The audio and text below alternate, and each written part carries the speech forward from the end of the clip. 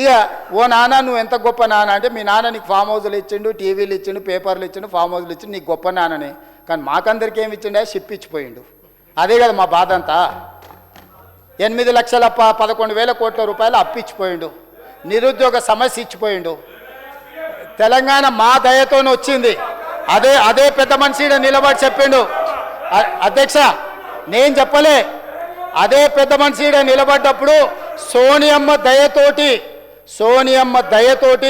సోనియమ్మ ఆశీర్వాదంతో తెలంగాణ రాష్ట్రం వచ్చింది.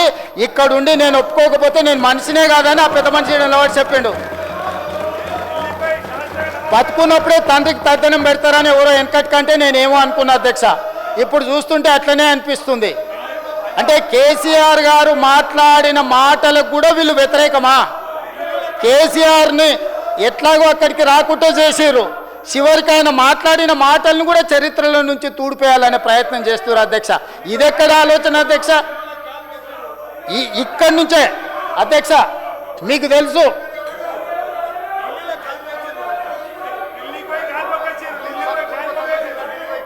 అధ్యక్ష తమరు చూసారు, నేను చూసిన 10 జనపతులు ఒక పెద్ద మరిసెట్టు ఉంటుంది. కుటుంబం అంతా పోయి సోనియా గారి కాళ్ళు మొక్కి కడుపులో తలకాయ పెట్టి వచ్చిన ఫోటో ఉంది అధ్యక్ష. సీయింగ్ ఈజ్ బిలీఫ్ అంటారు.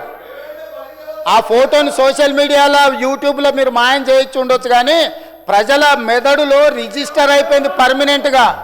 విశ్వాసఘాతకులుగా మారకండి, విశ్వాసం చూపించండి. తెలంగాణ అంటేనే విశ్వాసానికి మారుపేరు. ఈరోజు ఇచ్చిన సోనియా గాంధీ గారిని ఎల్లకాలం తెలంగాణ గుర్తుపెట్టుకుంటుంది. మీరు కాదన్నా అవునన్నా ఏమీ ఫరక్ పడదు. కాకపోతే నా బాధల్లో ఒక్కటే, పెద్దలు చంద్రశేఖరరావు గారు ఇక్కడ నిలబడి తెలంగాణ రాష్ట్ర మొదటి ముఖ్యమంత్రిగా శ్రీమతి సోనియా గాంధీ గారికి కృతజ్ఞతలు తెలపడమే కాకుండా సోనియా గాంధీ గారి దయ వల్ల తెలంగాణ రాష్ట్రం వచ్చిందని చెప్పిండు. బాబామర్దులకు కానీ కేసీఆర్ ఆనవాళ్ళు లేకుండా మొత్తం తుడిపే కార్యక్రమం మీద పడి కేసీఆర్ ఏం చెప్తే దానికి వ్యతిరేకంగా మాట్లాడుతున్నారు అధ్యక్ష.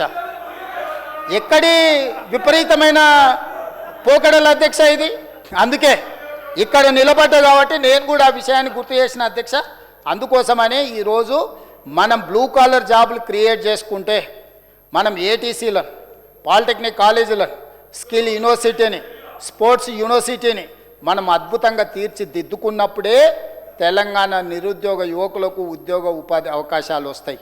ఆ పాలసీ డాక్యుమెంటే తెలంగాణ రైజింగ్ 2047.